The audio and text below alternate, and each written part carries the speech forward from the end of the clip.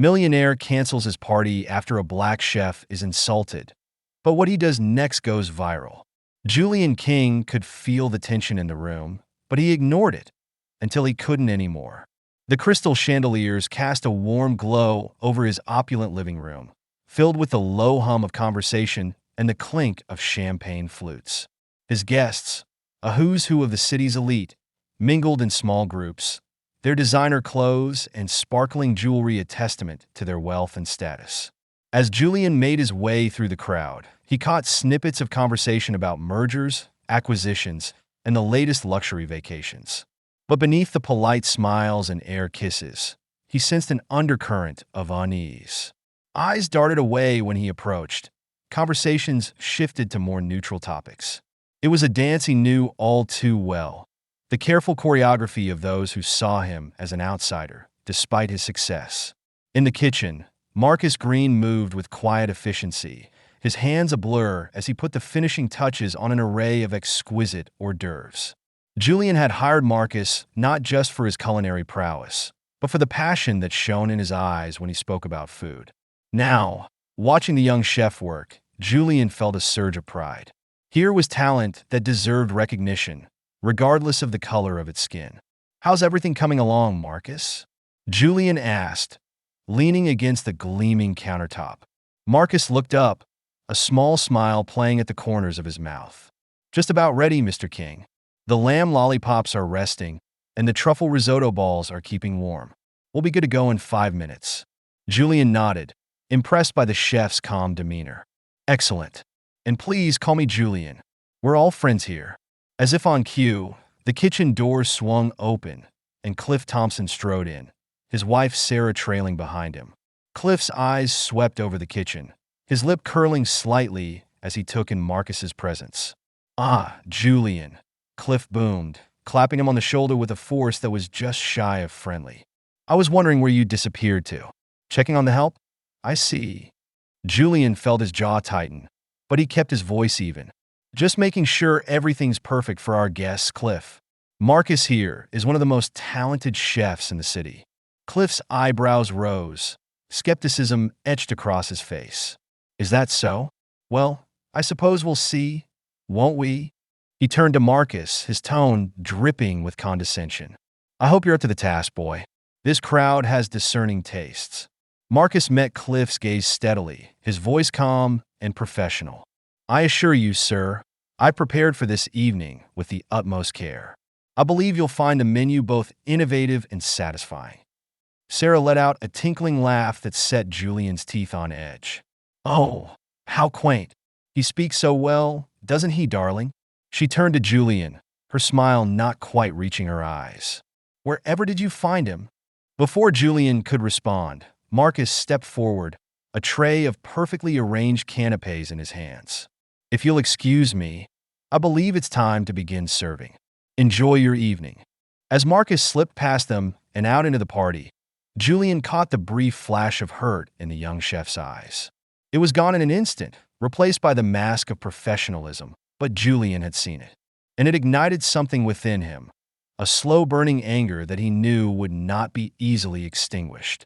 The party continued, a symphony of false laughter and veiled insults.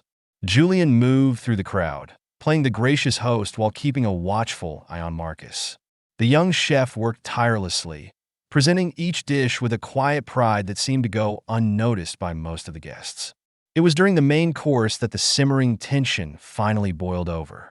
Julian was deep in conversation with Naomi Walker, one of the few guests who seemed genuinely interested in Marcus's culinary creations, when he heard Cliff's voice rise above the din.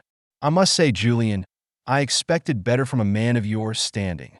Cliff's words slurred slightly, the effects of too much expensive wine evident in his flushed face. "This food is hardly fit for a school cafeteria, let alone a gathering of this caliber." The room fell silent, all eyes turning to Cliff and then to Julian. In the corner, Marcus stood frozen, a serving tray clutched tightly in his hands. Julian felt something snap inside him. He set his glass down with deliberate care and turned to face Cliff.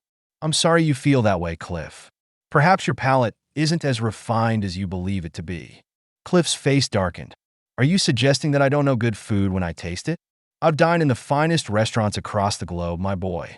This, he gestured dismissively at his plate, is nothing more than the work of another kitchen boy trying to play in the big leagues. The words hung in the air, sharp and ugly. Julian saw Marcus flinch as if he'd been struck, and something inside him roared to life. That kitchen boy, Julian said, his voice low and dangerous, is a culinary artist with more talent in his little finger than you have in your entire bloated body, Cliff. And I won't stand here and listen to you insult him or his work. Sarah stepped forward, her face a mask of faux concern. Now, Julian, there's no need to get so worked up. Cliff is simply expressing his opinion. After all, some people just don't belong in places like this. It's not their fault, really. The room collectively held its breath, the air thick with tension. Julian felt the weight of every eye upon him, waiting to see how he would respond. In that moment, he knew that his next words would define not just this evening, but potentially the course of his future. He straightened his spine, meeting Cliff's gaze head-on. You're right, Sarah. Some people don't belong in places like this. People who judge others based on the color of their skin rather than the content of their character. People who believe that wealth and privilege give them the right to demean and belittle others. Those are the people who don't belong here. Cliff's face contorted with rage. How dare you speak to me like that? Do you have any idea who I am? Who my family is? I know exactly who you are, Cliff, Julian replied, his voice steady and clear. You're a man who's never had to work for anything in his life. A man who thinks his money makes him better than everyone else. Well, let me tell you something, it doesn't. It just makes you a well-dressed bigot with an overinflated sense of self-importance. The room erupted into a cacophony of gasps and whispers. Some guests edged towards the door, while others leaned in, eager to catch every word of the unfolding drama. Naomi stepped forward, placing a hand on Julian's arm. Julian's right, she said, her voice ringing out clear and strong. What you said was unacceptable, Cliff. We're not in the 1950s anymore. It's time to evolve. Cliff sputtered, his face turning an alarming shade of purple. This is outrageous. I'll have you know that I sit on the boards of half a dozen charities. I've done more for those people than you could ever dream of. Those people, Julian repeated, his voice dangerously quiet. You mean people like me? People like Marcus? Let me make something very clear, Cliff. We don't need your charity. We need your respect. And if you can't give that, then you're not welcome in my home. A hush fell over the room. Even Cliff seemed momentarily stunned into silence. In the stillness, a new voice spoke up, calm, measured, and filled with quiet dignity. If I may, Marcus said, stepping forward. All eyes turned to him, and he stood tall under their scrutiny. I appreciate your defense, Mr. King, Julian, but I think it's important that Mr. Thompson and everyone here knows something.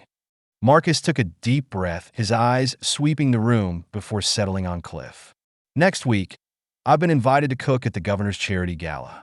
It's an event that celebrates diversity in the culinary arts and raises funds for underprivileged youth who dream of becoming chefs. I was chosen not because of my race, but because of my skill and innovation in the kitchen. He paused, allowing his words to sink in. You see, Mr. Thompson, I'm not just a kitchen boy. I'm a chef who's worked hard to earn my place in this industry. And while your words hurt, they don't define me. My work does, my passion does, and the respect I've earned from those who truly understand food, that defines me. The room was silent, the weight of Marcus's words hanging in the air. Julian felt a swell of pride, mixed with a touch of shame that he hadn't known about Marcus's upcoming honor. He watched as the young chef's quiet strength and professionalism in the face of such blatant disrespect left many of the guests shifting uncomfortably. Cliff, however, was not so easily swayed. His face twisted into a sneer, the alcohol loosening his tongue even further. Well, isn't that touching? I suppose they needed to fill their diversity quota. Tell me, boy, did they pick you for your cooking or for the color of your skin? The collective intake of breath was audible. Julian felt his hands clench into fists, the urge to physically remove Cliff from his home nearly overwhelming. But before he could act, Sarah spoke up, her voice syrupy sweet, but laced with venom. "Oh, Cliff, you're being ridiculous. Of course they picked him for his cooking. After all, what other qualifications could he possibly have?" She laughed, a high, brittle sound that grated on Julian's nerves. "It's so wonderful that these opportunities are being given to people like him. Isn't that right, Julian? Isn't that why you hired him for tonight?" The implication hung in the air, ugly and undeniable. Julian felt a surge of fury unlike anything he'd experienced before. He opened his mouth to respond, but Marcus beat him to it. "Ma'am," Marcus said, his voice steady despite the hurt evident in his eyes, "I earned my place in this kitchen, just as I've earned every opportunity I've been given. My skin color is not a qualification, nor is it a handicap. It's simply a part of who I am. My skills, my dedication, and my passion for food, those are my qualifications." Julian watched as Marcus's words landed, seeing the mix of shame, anger, and grudging respect on the faces of his guests. He knew, in that moment, that this night would be a turning point, not just for him, but for everyone in the room. "I think," Julian said, his voice cutting through the tension, "that it's time for this party to end. Cliff, Sarah, I'll have to ask you to leave. And to anyone else who shares their views, the door is that way." As the guests began to murmur and move, some towards the exit and others deeper into heated discussions, Julian turned to Marcus. "I'm sorry," he said quietly. "You shouldn't have had to endure that.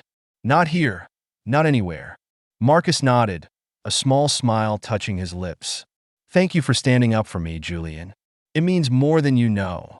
As the last of the guests filtered out, leaving behind a wake of whispers and shocked expressions, Julian knew that the repercussions of this night were only beginning. But looking at Marcus, seeing the strength and dignity with which he'd faced such blatant prejudice, Julian felt certain that he'd made the right choice. The party was over, but the real battle, the fight against the insidious racism that lurked beneath the veneer of polite society, was just beginning. And Julian King was ready for it. The aftermath of Julian's confrontation with Cliff and Sarah Thompson hung heavy in the air, like the lingering scent of a storm. As the last of the guests filtered out, whispers and shocked glances trailing in their wake, Julian found himself standing alone in his now empty living room, the weight of his actions settling on his shoulders. Naomi Walker, her eyes bright with a mix of admiration and concern, approached him. "Julian, that was quite something. Are you okay?" He turned to her, his expression a complex blend of pride and uncertainty. "I'm not sure, Naomi, but I couldn't just stand there and let them treat Marcus that way. It wasn't right." Naomi nodded, placing a comforting hand on his arm. "You did the right thing. But you know this isn't over, don't you? Cliff Thompson isn't the type to let something like this go." Julian sighed, running a hand over his face. "I know, but what was I supposed to do? Smile and nod while they insulted a talented chef just because of the color of his skin?" "Of course not," Naomi replied. "But you need to be prepared for the fallout. The Thompsons have a lot of influence in this city." As if on cue, Julian's phone buzzed in his pocket. He pulled it out to find a flurry of notifications, missed calls, text messages, and social media alerts. His brow furrowed as he scrolled through them. "What is it?" Naomi asked, noticing his expression. Julian's eyes widened. Someone filmed the confrontation. "It's all over social media." They huddled over the phone, watching as the video of Julian standing up to Cliff and Sarah spread like wildfire across various platforms. Comments poured in, a mix of support and criticism that made Julian's head spin. "Well," Naomi said, her tone caught between amusement and concern, "it looks like you've gone viral, Julian. For better or worse."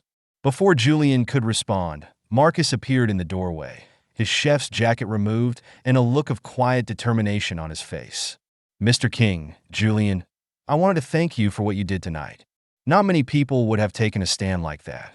Julian walked over to Marcus, clasping the young chef's shoulder. "You don't need to thank me, Marcus. What they said was unacceptable. I just wish I had spoken up sooner." Marcus shook his head. "You spoke up when it mattered. That's more than most people do." He paused, his eyes flickering to the phone in Julian's hand. "Is that us?"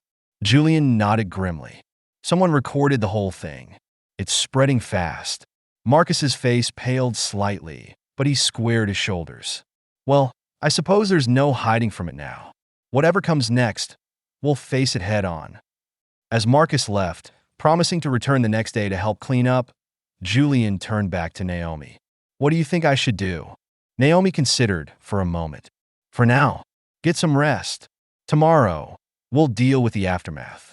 But Julian, she added, her voice softening, I'm proud of you. It's about time someone in our circle took a stand. The next morning dawned bright and clear, a stark contrast to the turmoil brewing in Julian's world. He awoke to find his phone inundated with messages, some supportive, others scathing. As he scrolled through them, a knot formed in his stomach. One message in particular caught his eye. It was from Robert Caldwell, one of his oldest business associates and a man Julian had always considered a friend. Julian, we need to talk. This situation with Cliff Thompson is getting out of hand. Call me ASAP. With a heavy sigh, Julian dialed Robert's number. The conversation that followed left him feeling cold. Julian, what were you thinking? Robert's voice crackled through the speaker, tinged with frustration. Do you have any idea how many people you've upset? Julian felt his jaw clench. I was thinking that I couldn't stand by while a talented professional was insulted and belittled Robert. Since when did that become a crime? This isn't about right or wrong, Julian. It's about business. Cliff Thompson is on the board of half the companies in this city. He's already making calls, pulling strings. You need to apologize, smooth this over before it gets worse. Apologize? Julian repeated, incredulous. For what? Standing up against racism? Robert's sigh crackled through the line. For making a scene, for embarrassing an important client. Call it whatever you want, but you need to fix this. Fast. As the call ended, Julian felt a surge of anger and disappointment. He had known there would be consequences, but he hadn't expected his own friends to turn on him so quickly. A knock at the door interrupted his brooding. It was Marcus, true to his word, ready to help clean up from the previous night's disaster. You didn't have to come, Julian said, ushering him in. I could have hired a cleaning service. Marcus shook his head. I wanted to. After everything you did for me last night, it's the least I can do. As they worked side by side, clearing away the remnants of the ill-fated party, Julian found himself opening up to Marcus about the mounting pressure he was facing. They want me to apologize, he said, his voice tight with frustration. To smooth things over with Cliff Thompson. Marcus paused in his work, his expression thoughtful. And what do you want to do? Julian met his gaze, seeing the quiet strength there. I want to stand by what I said. I meant every word of it. A small smile touched Marcus's lips. Then that's what you should do, no matter what comes next. As the day wore on, the situation continued to escalate. Julian's phone buzzed constantly with notifications, his social media feeds a battleground of conflicting opinions. For every message of support, there seemed to be another criticizing him for being too aggressive or playing the race card. By late afternoon, Julian found himself in a heated argument with several of his business associates in his home office. The men, all longtime friends and partners, were urging him to reconsider his stance. Julian, be reasonable, one of them pleaded. You've made your point. Now it's time to mend fences before this gets any worse. Julian stood behind his desk, his hands planted firmly on its surface. Mend fences? With a man who thinks it's acceptable to demean and belittle others based on their race? I won't do it. Another associate, a man named David, stepped forward. Julian, we understand why you're upset, but you have to see the bigger picture here. This isn't just about you anymore. Your actions are affecting all of us. Contracts are being canceled. Deals are falling through. We can't afford to be associated with this kind of controversy. Julian felt a chill run down his spine. Are you saying what I think you're saying, David? David's expression was a mix of regret and determination. We're saying that if you don't find a way to resolve this situation, we may have to reconsider our business relationships for the good of our own companies. The room fell silent, the weight of the ultimatum hanging heavy in the air. Julian looked from face to face, searching for any sign of support, but found only grim resignation. I see, he said finally, his voice low and controlled. Well, gentlemen, I appreciate your honesty, but I won't apologize for doing what's right. If that means our business relationships have to end, then so be it. As his associates filed out, their disappointment palpable, Julian sank into his chair, the full weight of his decision settling on him. He had known there would be consequences, but the reality of it was still a bitter pill to swallow. Just then, his phone buzzed with a new notification. It was a message from Naomi, containing a link to a news article. Julian's eyes widened as he read the headline. Local businessman takes stand against racism. Video goes viral.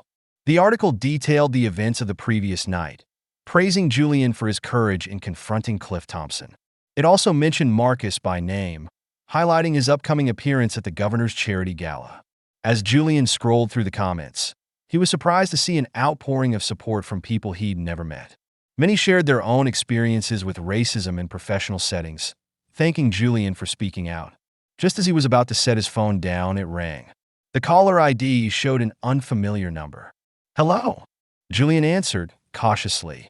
Is this Julian King? A woman's voice asked. Yes, this is he. Mr. King, this is Sandra Martinez from Channel 7 News. We've seen the video of your confrontation with Cliff Thompson, and we'd like to invite you to do an interview with us. We think your story could make a real impact. Julian paused, considering the offer. This could be his chance to share his side of the story, to explain why he had taken such a strong stand. I'd be happy to do the interview, he said finally. On one condition, I want Marcus Green to be part of it as well. This story is as much about him as it is about me. As he ended the call, Julian felt a glimmer of hope. The road ahead would be difficult, he knew, but for the first time since the confrontation, he felt certain that he had made the right choice. The story was far from over, but as Julian looked out his office window at the city skyline, he knew that whatever came next, he would face it head-on. The price of integrity might be high, but it was one he was willing to pay. The days following Julian's televised interview were a whirlwind of activity and emotion. As he sat in his home office, staring at the mounting pile of canceled contracts and scathing emails, Julian felt the full weight of his decision bearing down on him. The support he'd received from the public was heartening, but it did little to ease the sting of betrayal from his longtime business associates. A knock at the door pulled Julian from his brooding. Naomi entered, her face a mix of concern and determination. Julian, we need to talk about the Westbrook deal. Julian's stomach dropped. The Westbrook contract was the cornerstone of his company's future plans, a multi-million-dollar development project that would have secured his business for years to come. What about it? He asked, dreading the answer. Naomi's expression softened. They've pulled out. The board cited recent controversies as the reason. The news hit Julian like a physical blow. He slumped in his chair, the reality of his situation finally sinking in. That's it then, he said, his voice barely above a whisper. Everything I've worked for, gone because I couldn't keep my mouth shut at a party. Naomi moved to his side, placing a comforting hand on his shoulder. Julian, you did the right thing. You stood up for what you believe in, for Marcus, for all of us who've had to smile and nod while people like Cliff Thompson spew their hate. Julian looked up at her, a bitter smile twisting his lips. And what good did it do? Marcus is still just a chef. Cliff is still rich and powerful, and I'm watching my life's work crumble around me. As if on cue, Julian's phone buzzed with a new notification. It was a message from Marcus, containing a link to an article. Curious despite his despair, Julian opened it. The headline read, Rising Star Chef Marcus Green to be featured in Culinary Magazine Spotlight. The article went on to detail how Marcus had been approached by several major culinary publications in the wake of the viral video, all eager to showcase his talent and story. A small spark of hope flickered in Julian's chest. At least some good had come from this mess. Naomi, reading over his shoulder, squeezed his arm. See? You made a difference, Julian. Maybe not in the way you expected, but you've opened doors for Marcus that might have remained closed otherwise. Before Julian could respond, his phone rang. The caller ID showed an unfamiliar number. With a sigh, he answered, Julian King speaking. Mr. King, a deep voice rumbled through the speaker. This is Thomas Blackwell. I believe we have some matters to discuss. Julian's eyes widened. Thomas Blackwell was a legend in the business world, known for his shrewd investments and philanthropic efforts. Mr. Blackwell, Julian stammered, "It's an honor. What can I do for you?" "It's more about what I can do for you, Mr. King," Blackwell replied. "I've been following your recent situation with great interest. I'd like to meet with you to discuss a potential partnership. Are you free this afternoon?" As Julian ended the call, his mind reeling from the unexpected turn of events, Naomi looked at him expectantly. "Well, what did he want?" Julian shook his head, still in disbelief. "He wants to meet, to discuss a partnership." Naomi's face lit up. "Julian, this could be huge. Thomas Blackwell doesn't waste his time on small ventures." For the first time in days, Julian felt a glimmer of hope. Maybe, just maybe, things weren't as dire as they seemed. The private club where Julian was to meet Thomas Blackwell exuded old money and power. As he was led through the wood-paneled halls, Julian couldn't help but feel out of place, despite his own considerable wealth. This was a world he had always been on the fringes of, never quite accepted.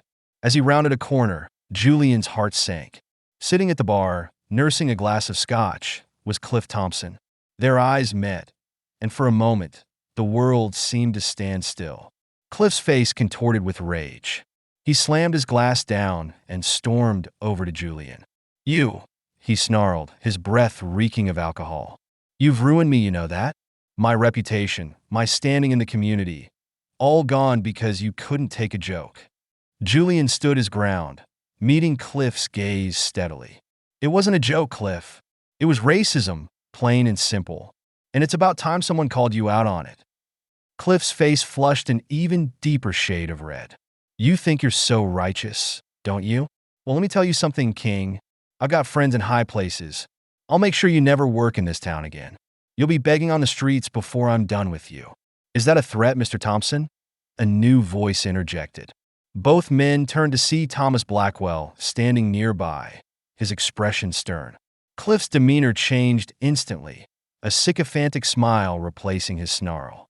"Mr. Blackwell, I didn't see you there. I was just having a friendly chat with Mr. King here." Blackwell's eyebrow arched. "Friendly indeed. I suggest you return to your drink, Mr. Thompson. Mr. King and I have business to discuss." As Cliff slunk away, Julian turned to Blackwell, embarrassment coloring his cheeks. "I apologize for that, Mr. Blackwell. I didn't mean to cause a scene." Blackwell waved off his apology. "No need, Mr. King. In fact, what I just witnessed only confirms what I've heard about you. Shall we?" He gestured towards a private room. Once seated, Blackwell got straight to the point. "Mr. King, I've been watching your career with interest for some time now. Your recent stand against racism, while costly in the short term, has shown me that you're a man of principle. That's rare in our world, and it's exactly the kind of quality I look for in a business partner." Julian listened, hardly daring to believe what he was hearing.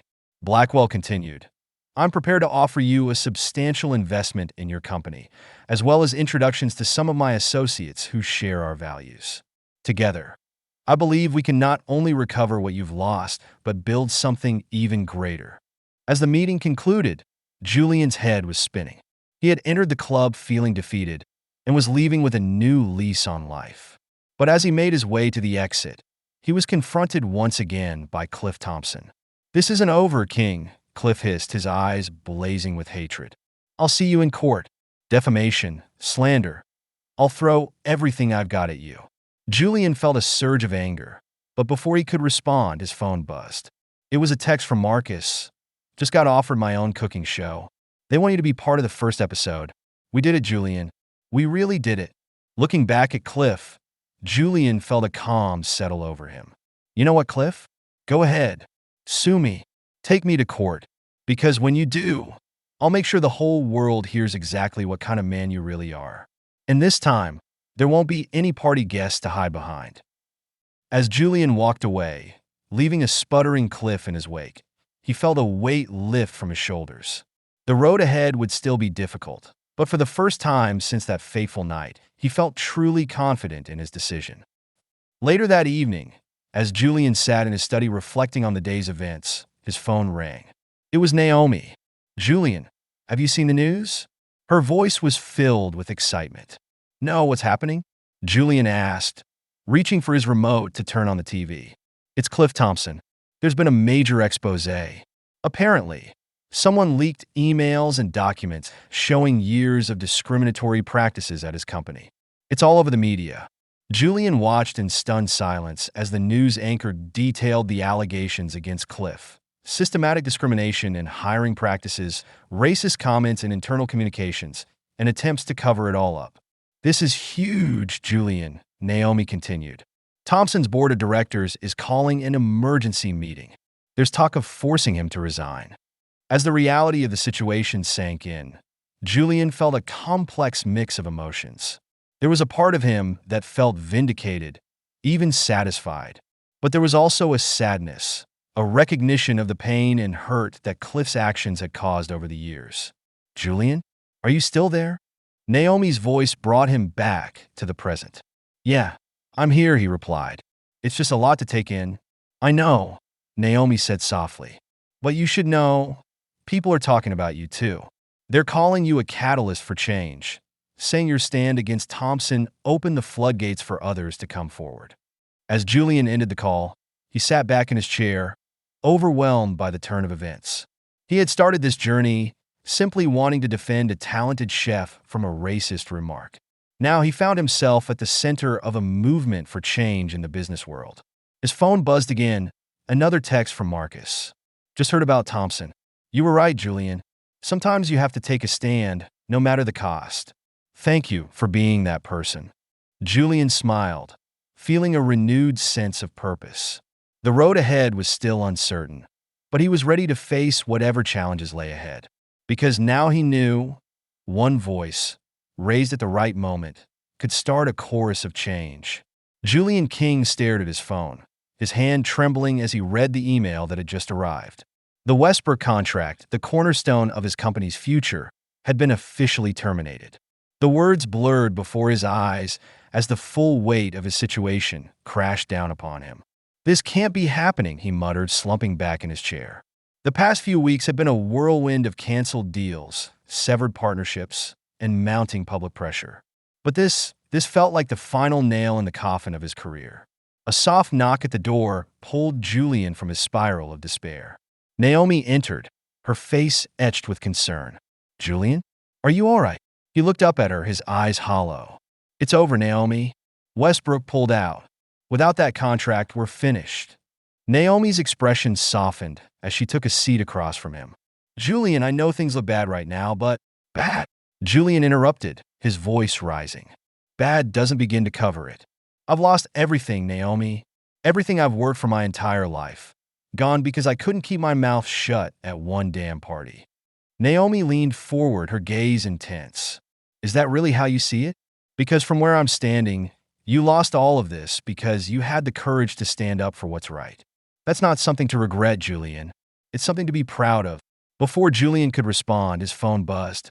It was a text from Marcus. Just got off the phone with the Food Network. They want to do a special on my journey, including what happened at the party. They're asking if you'd be willing to be interviewed. Call me when you can. Julian stared at the message, a mix of emotions swirling within him. Pride for Marcus's success, a flicker of hope at the opportunity, and a gnawing fear of further controversy. Naomi, sensing his hesitation, spoke up. You should do it, Julian. This could be your chance to tell your side of the story, to show the world why you took the stand you did. Julian shook his head. And risk making things even worse? I don't know, Naomi. Maybe it's time to cut my losses, try to salvage what's left of my reputation. Just then, Julian's phone rang. It was a number he didn't recognize. With a sigh, he answered. Julian King speaking. Mr. King, this is Amanda Chun from the New York Times. A crisp voice came through the speaker. We've been following your story closely, and we'd like to offer you the opportunity for an in-depth interview.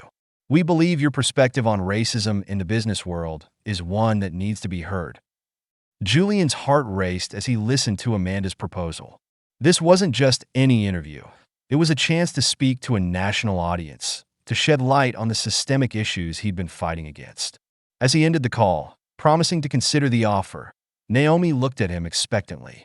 Well, what are you going to do? Julian took a deep breath, feeling a renewed sense of purpose coursing through him. I'm going to do it. Both interviews.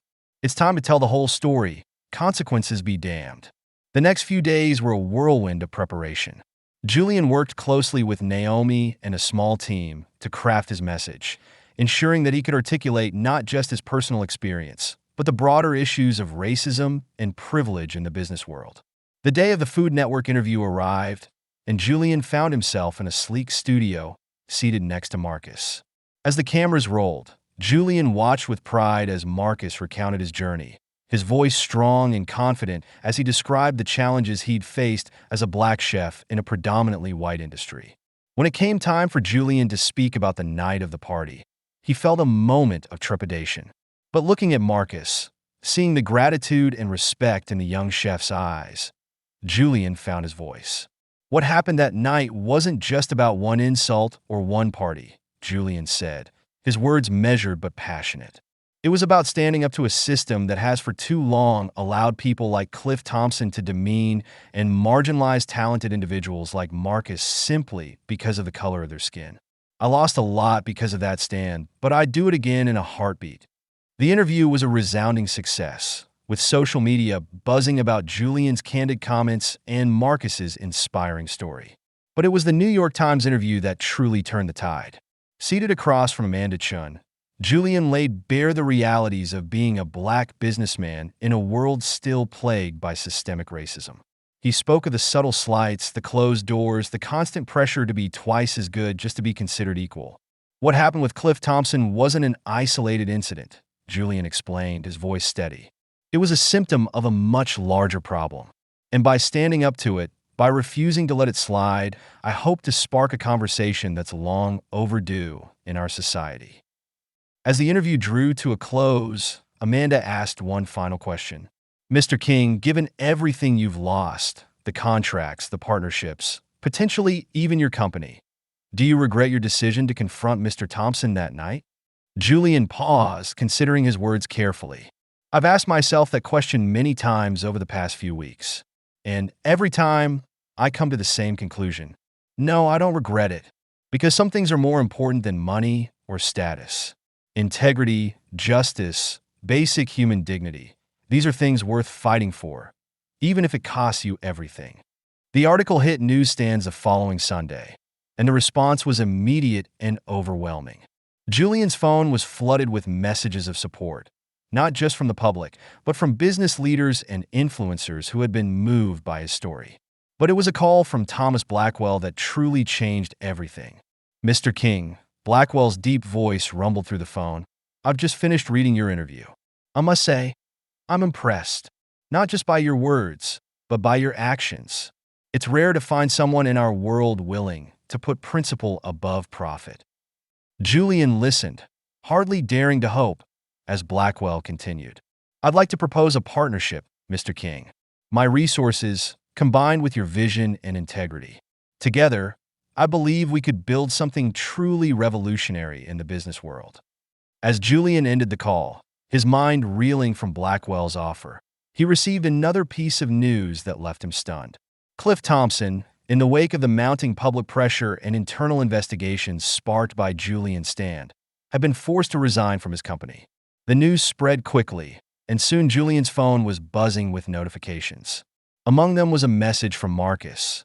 Just heard about Thompson. You were right, Julian. Sometimes taking a stand changes everything. Thank you for being that person for me. Weeks later, Julian found himself standing outside a bustling restaurant in the heart of the city. The sign above the door read Greens, where flavor meets justice. A long line of diverse patrons stretched down the block, all eager to taste Marcus's creations and be part of the movement his story had inspired.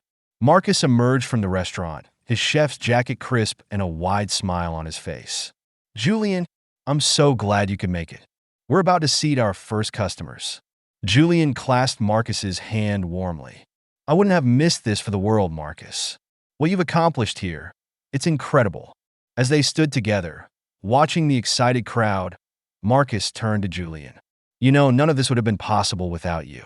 That night, when you stood up for me, it changed everything. Julian smiled.